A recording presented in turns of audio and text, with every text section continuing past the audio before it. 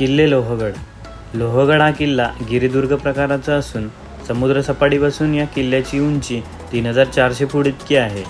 लोहगड हा किल्ला सह्याद्रीच्या डोंगर रांगेवर विस्तारलेला असून हा किल्ला पावनखोरे आणि इंद्रायणी खोरे या दोन भागांमध्ये विभागलेला आहे. त्यांच्यासोबत हा किल्ला विसापूरला सुद्धा जोडलेला आहे.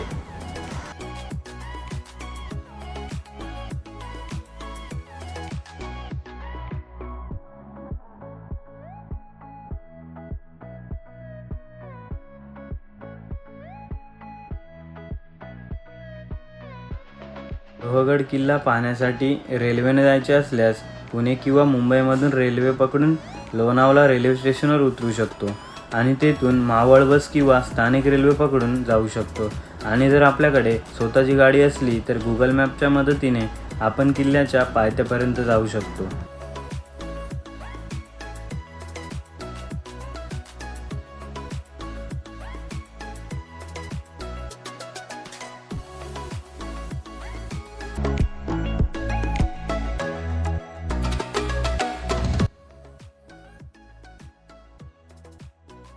लोह म्हणजे लोखंड आणि गड म्हणजे किल्ला. लोखंडासारखा मजबूत असलेला लोहगड किल्ला प्रसिद्ध आहे त्याच्या इतिहासासाठी, त्याच्या सुंदरतेसाठी. छत्रपती शिवाजी महाराजांच्या काळात राजकीय कारणांसाठी हा किल्ला वापरला जायचा.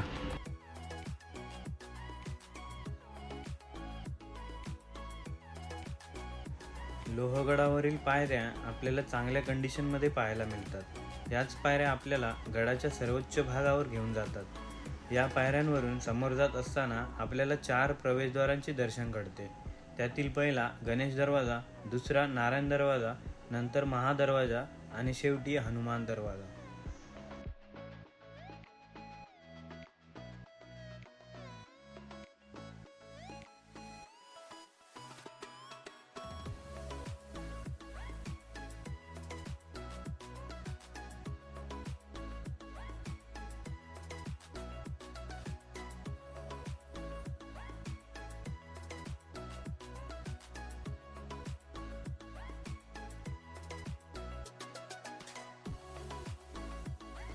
मित्रांनो, हा लोहगडाचा महादेव मंदिर आणि हा त्र्यंबक तलाव.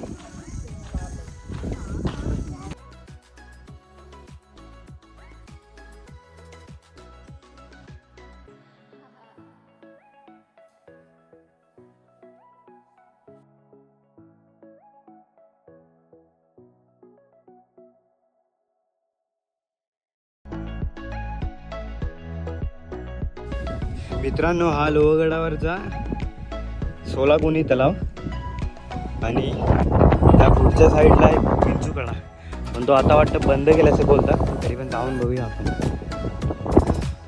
तर मित्रांनो, विंचूकडा तिथं बंद होता, त्यामुळे आम्ही काही गेलो नाही तिकडं आणि काही फायदा नव्हता जाऊन. त्यामुळे आम्ही आता गड खाली उतरतो. तर तुला कसा वाटला काल विसापूर आणि लोहगडचा डे नाईट ट्रेक करून?